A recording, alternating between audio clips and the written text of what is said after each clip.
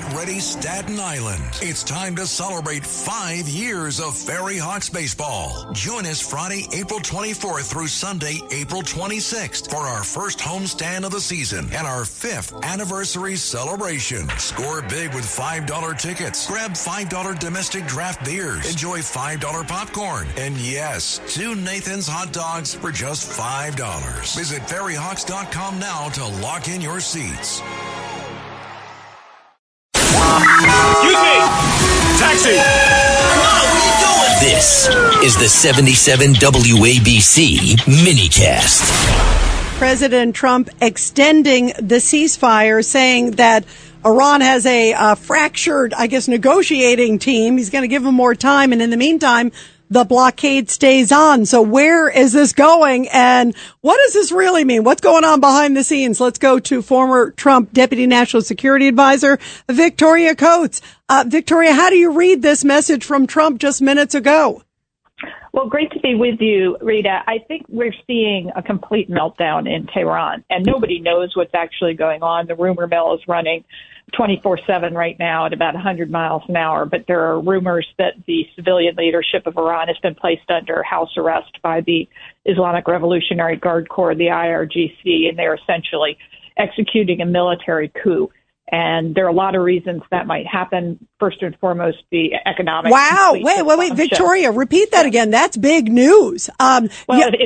This is the rumor, Rita. I'm not going to claim that I have. Okay. Inside, but it looks like there are signs that the IRGC is executing a military coup of some sort, essentially taking over the government.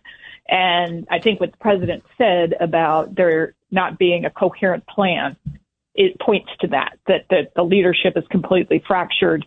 There's no command and control as one would find in a normal country. So I think that's what we're seeing play out in Tehran tonight, and it's anyone's guess now how that comes out tomorrow morning. And what does that mean with this IRGC? Of course, that's the Iranian Revolutionary Guard Corps.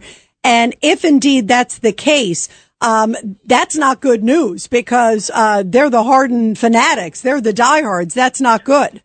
Right. The I is actually for Islamic. So they are Iranian, but the I is for Islamic. So they are the true believers. They also have the most power, the most income. The reason the president talks about bridges and power stations is because the IRGC is embedded in all those things. They are essentially military assets.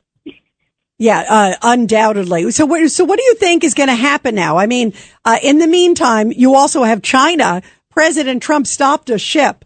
They're saying it was a Chinese ship. And it was with military weapons. Equipment. He said stuff that wasn't nice. And you can bet, of course, it's, military equipment of some kind en route to Iran. So China is playing little games. Oh, they always are when Iran is involved. They're always cheating. They're always trying to sneak things in. But they've really done very little. Yeah, I don't like this ship at all. It had all sorts of explosives and things to make missiles on it. But that's what we expect from the Chinese. And they have no ability to protect that ship. The minute it got within our sights, we were saying to it, you got to turn back, and then said to it, get away from your engine room because we're going to blow it up.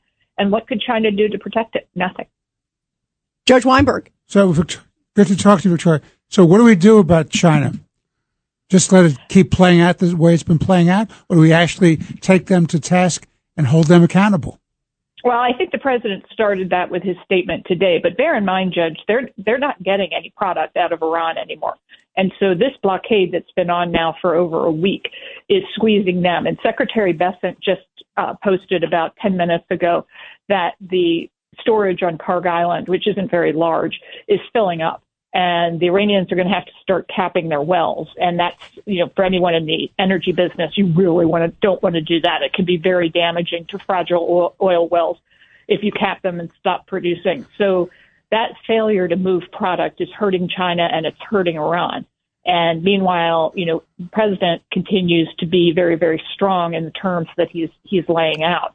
So I think demonstrating China's weakness on the global stage, the fact that they can't do anything like this, is a good step towards sending President Trump to Beijing next month in a very strong position. And John? I think Victoria is correct. I think the president is trying to sort out, is that the right word, sort out who's really in charge in Iran before he makes any decisions on his next move. Absolutely. That's really the crux of the statement, that we're waiting until we get a coherent plan. You know, and yeah, I'm not happy about gas prices in the United States. I know nobody is, but our natural gas prices have held steady. So we have a sort of a buffer against what's going on. Europe doesn't have that buffer. Iran doesn't have that buffer. China doesn't have that buffer. So I think we have time more on our side than anybody else does.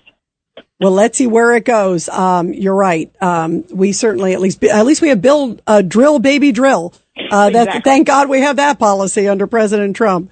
Thank you, Victoria, very much. Keep us posted, too. And that was very interesting about what could be going on. If you hear any more, let us know. Thank you, Victoria. Absolutely. Keep an eye on it. Thank you very much.